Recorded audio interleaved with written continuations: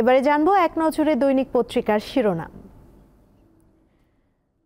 প্রথমে আমাদের হাতে রয়েছে আজকের পত্রিকা, যার প্রধান শিরোনামে রয়েছে ভোটার নিবন্ধন কাজে রাজ্যের সমস্যা, মাঠের মূল আর্থিক বরাদ্দ পৌঁছায়নি, ব্যবহার উপযোগী যন্ত্রপাতি ও দক্ষ জনবলের ঘাটতি। মহান শহীদ দিবস ও আন্তর্জাতিক মাতৃভাষা দিবস আজ। মহান শহীদ দিবস ও আন্তর্জাতিক মাতৃভাষা দিবসের প্রথম প্রহরে ভাষা শহীদদের প্রতি শ্রদ্ধা জানান অন্তর্বর্তী সরকারের প্রধান উপদেষ্টা ডক্টর মোহাম্মদ ইউনূস। রাজধানীর কেন্দ্রীয় শহীদ মিনারে রয়েছে তারা। পরবর্তীতে আমাদের হাতে রয়েছে প্রথম আলো পত্রিকা, যার প্রধান শিরোনামে রয়েছে বিভিন্ন ক্ষেত্রে কৃতিত্বপূর্ণ অবদানের জন্য বিশিষ্ট ব্যক্তিদের হাতে ২১ পদক তুলে দেন প্রধান উপদেষ্টা অধ্যাপক মোহাম্মদ ইউনূস। পরে তাদের সঙ্গে ছবি তোলেন গতকাল রাজধানীর ওসমানী স্মৃতি মিলনায়তনে।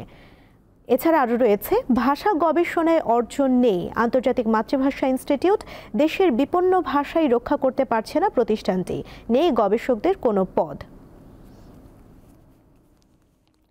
এরপরে রয়েছে যুগান্তর, যার প্রধান শিরোনামে রয়েছে মহান ২১শে ফেব্রুয়ারি আজ, ইতিহাস ও স্মৃতি সংরক্ষণে নেই যথাযথ উদ্যোগ।